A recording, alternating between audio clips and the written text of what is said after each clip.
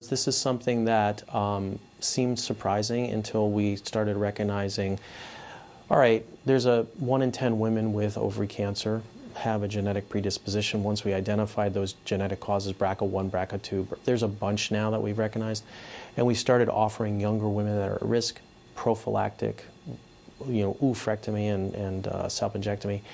Lo and behold, when we go find and look at the tubes, we find stick tumors and other pre-malignant thing.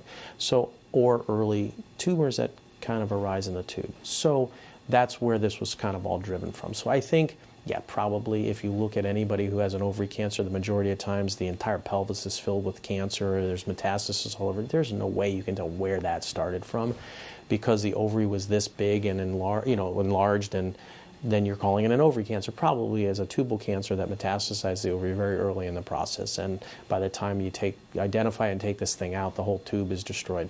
So I think that's where that comes from. Ultimately, it doesn't matter if it's peritoneal, tubal, or ovary. It's all the same. It behaves the same.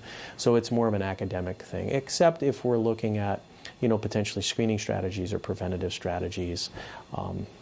So I think it's more of an academic, distinction than anything else at this point.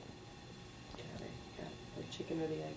Yeah, kind of. And what's interesting is that if you think about some of the strategies we know to prevent ovary cancer, for instance, birth control pills. Well, if there's something about the hormonal milieu that we're changing with a birth control pill, how does that reduce people's risk of ovary cancer? That makes sense because the ovary is hormonally functional. How would that affect the fallopian tube? Doesn't really.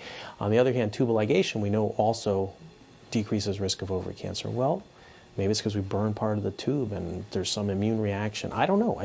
So there's conflicting data, and I don't know that we're ever going to know, but I think most of us think that tubal is probably the origin of many of these, certainly more than we historically identified.